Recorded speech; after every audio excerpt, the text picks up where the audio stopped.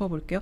그래서 사실 이거 여당의 잘못을 대통령이 사실상 그러니까 지적을 한 거나 마찬가지고 그 뿐만이 아니라 여권 내 움직임에 대해서도 크게 보면 뭐 범민주 진보 진영의 움직임에 대해서도 굉장히 아쉬움을 표현을 했는데 그 내용도 저희가 준비를 했거든요. 영상 함께 보시죠. 아이고 아주 그냥. 라고 합니다. 지난주에 그 6월 3일 지방선거가 있었는데요. 마침 대통령님의 취임 1주년을 즈음해서 열린 선거이기도 했고 그 숫자로 따지면 이제 여당인 민주당이 이겼다는 평가가 있었지만 또 한편으로는 국민들이 어느 한쪽에 완승을 주지 않았다라는 평가도 있었습니다. 대통령께서는 이 선거 결과를 어떻게 평가하시고 그리고 그 결과가 앞으로 이 국정기조에 어떤 변화라는 게 뭐 줄 수 있다면 좀 어떻게 생각을 하시는지 여쭙고 싶습니다. 집권했을 때 당과 야당이었을 때 당이 달라야 된다고 봐요. 그러나 본질은 똑같아요. 끊임없이 국민을 설득하고 지지층을 넓히고. 근데 구체적인 대응 양상은 집권했을 때와 야당일 때가 다르다고 저는 봅니다. 야당일 때는 막 공격하면 돼요. 집권을 했을 때는 비전을 제시하죠. 끊임없이. 그리고 행동 속에서 그게 저거 진짜네 라고 보여줘야 됩니다. 끊임없이 자신들의 지지 계층을 넓혀야 되는 것은 정당의 운명이죠. 야당은 창을 잘 써야 돼요. 그런데 여당은 그릇이 돼야 됩니다. 걱정하지 마세요. 그러니까 그 대통령은 야당의 태도에 대해서 굉장히 불만이 많았던 거예요. 그렇죠. 그러니까 야당일 땐 하면 되는데 여당일 땐 그러면 안 되지. 그러니까 일각에서 우리가 얘기한 집권 야당이라는 표현을 알고 있는 걸까? 그런 생각도 들었어요. 100% 안다에 제 모든 걸 걸겠습니다. 집권 야당. 네. 그리고 이박 보면서요. 이슈 전파사를 보시나라는 생각도 전 했어요. 우리가 적어도 우리는 아니라도 제가 그 하는 어떤 그 정치의 지향점이나 이런 것들에 대해서 완전 100% 공감했거든요. 야당일 때와 여당일 때 태도 달라야 되는 것인데 창과 그릇. 그렇죠. 여당일 때에 어떻게 해야 되는가에 대해서 이 말을 왜 하겠습니까? 누가 모릅니까? 누가 안 하니까 하는 거예요, 이 얘기를. 지금 그런 역할을 못 하고 있으니까 아직도 이렇게 창 들고 네. 야당인 것처럼 하면 어떡하냐. 그리고 더 중요한 이걸 내가 게 말해줘야 알겠니? 이런 뒤에 거죠. 더 중요한 그 부분 없나요? 그것도 이어서 봅시다. 그러나 그 사람들을 최대한 많이 모아서 통합이죠. 포용, 통합. 그런 역할을 잘해야 된다. 근데 집안에 들어오는 사람한테는 우리 색깔은 이거야. 너 배고파서 들어왔지? 너 얻어먹을 게 있어 온 거지? 너 언제든지 나가가지고 배신할 거지? 라고 모욕을 하면 그게 되겠습니까? 다른 건 원래 당연한 거야. 이념과 가치가 다른, 살아온 과정이 다른 사람들이 어떻게 똑같을 수 있겠어요? 근데 그 다름을 막 강조하면 다 적군되죠. 똑같은 사람 찾으면 결국 나밖에 안 남아요. 끊임없이 같은 점을 찾으려고 노력해야 되고. 저는 그게 정치라고 봅니다. 집권을 했을 때는 더더욱 그래야죠. 과격한 표현이나 색채를 구분한다든지 사상 검열을 한다든지 이해관계를 가지고 모욕한다든지 이래버리면 안 된다는 게 제 생각이에요. 여기서 진짜 빨간 펜으로 밑줄 쫙쫙쫙 그었어요. 저는 저 워딩을 어디에 쓰느냐에 따라서 신문사에 이제 논조가 갈린다라고 생각을 하는데 저 되게 중요한 워딩이잖아요. 예. 이거를 다르게 할 수가 있어요? 다른데 아니. 그게 오늘 공소 취소가 있었고 당연히 조선일보랑 뭘 조선일보는 부각해서 당연히 쓰느냐. 일면에다가 저 공소 취소 워딩을 쓸 것이고 그다음에 요거는 조금 다른 데서는 굉장히 이제 의미를 담아서 쓰겠죠. 예. 이거 경기 평택을 상황 두고 한 얘기 아니에요. 그러니까 누가 사실 저 봐도. 확신할 수가 없잖아요. 그냥 의원들한테 물어봤던 게 이거였어요. 그러니까 여기 이런 얘기를 했는데 말이 끝나기도 전에 김용남이네, 평택이네 라고 얘기하는 분들도 많았고 다들 그냥 많았고가 아니라 사실 이거를 김용남이 아니고 평택을 상황이 아니고 다르게 해석한다는 건 사실 그건 불가능한 일이고 지능의 문제지. 그걸 다르게 해석하는데 지능이 저지능자 인증이지. 그 내가 그렇게도 물어봤어. 아예 그냥 뭐 평택을이 아니라 그냥 일반적인 상황에 대해서 얘기할 수도 있는 거 아닌가요? 라고도 물어봤더니 그 의원은 뭐라 그랬냐면요. 그걸 만약에 그런 식으로 해석하는 사람들이 있다면 그건 진짜 이상한 XX라고 하더라고. 혹시나 그런 사람이 있을까봐 대통령이 여러 번 반복을 하고 또 강조를 하잖아요. 우리 집안 들어온 사람들한테 원래 우리 색깔은 이거야. 너 배고파서 들어왔지. 얻어먹을 게 있어서 들어왔지. 너 배신할 거지. 그렇게 모욕하면 되겠냐. 끝에 또 얘기해. 과격한 표현이나 색채를 구분한다든지 사상을 검열한다든지 이해관계로 모욕하면 안 된다. 이거는 다르게 이거는 혹시나 못 알아들을까봐 이렇게까지 강조를 했지. 그쵸, 한마디로 그런데도 못 알아들었다고 하면 못 알아듣는 척 하는 거죠. 유시민 작가 말대로 하자면은 B들이 배신할 딱 드는 순간 아 B구나. B를 B라스 배신.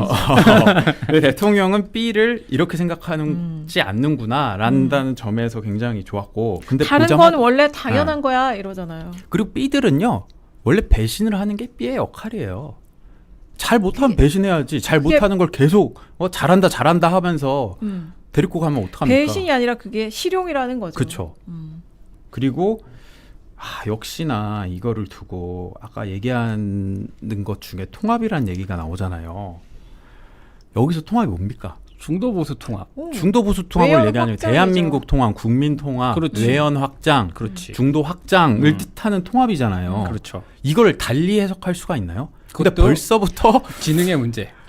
언어 영역을 몇 점 맞았는지 물어보고 싶다. 오늘 또 저기 모 의원께서는 이 통합을 정말 어처구니 없는 방식으로 해석을 하더라고요. 어떤 의원이? 이게 지금 그 지방선거 끝나니까 평택을 그냥 차라리 콕 집어서 우리 마음이 하나 되지 못했다라는 식으로 얘기하는, 합당을 하지 못했다라고 얘기하면 모르겠는데 그냥 선거 결과를 뭉뚱그려가지고 마음이 하나를 못했다는 이런 얘기 하잖아요. 그러면서 통합 얘기를 하잖아요.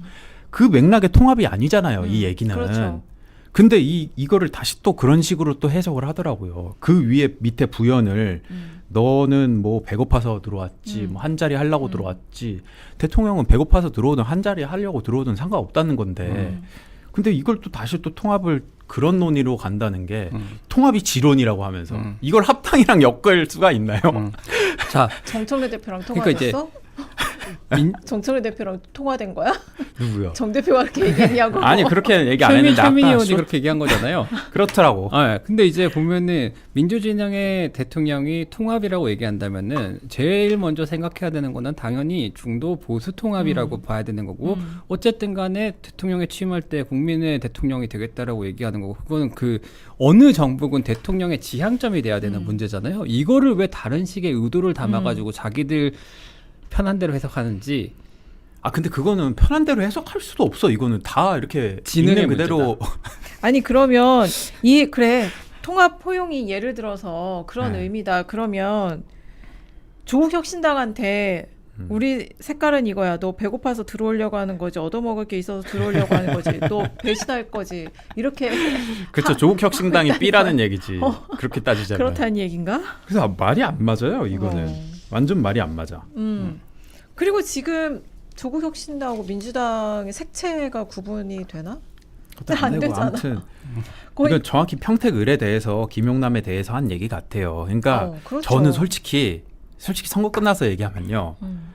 저는 그 친명계에서 이른바 김용남 의원을 후보를 두고 이재명이 선택한 남자다라고 이제 광을 많이 팔 때 전 솔직히 100% 공감 안 했습니다.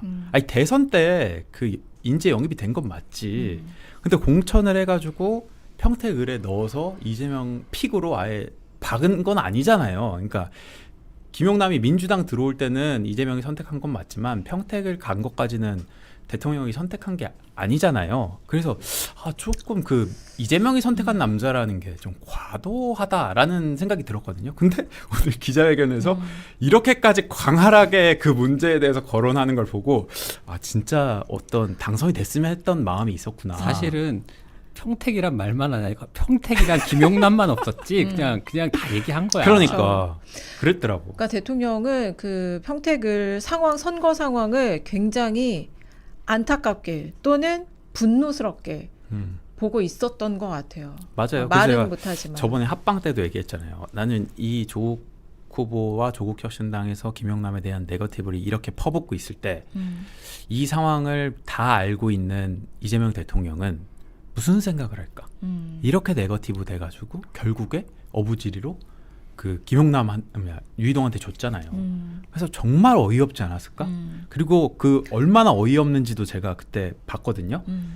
그 평택을이 분구됐기 때문에 지지난 대선, 윤석열, 이재명 대선까지도 자료가 없어요. 지난 총선까지밖에 자료가 없단 말이야. 따로 뽑아보지 않으면. 맞아요. 근데 그때 한번 다 뽑아봤었잖아요. 동단위로 그 다 뽑아보니까 지난 대선 그리고 그러니까 윤석열, 이재명 대선, 그 다음에 지선, 시장 선거, 총선, 그리고 지난 대선, 이번 지선 재보궐 이 6번의 선거에서 그 가장 높은 민주진보 진영이 득표를 했습니다.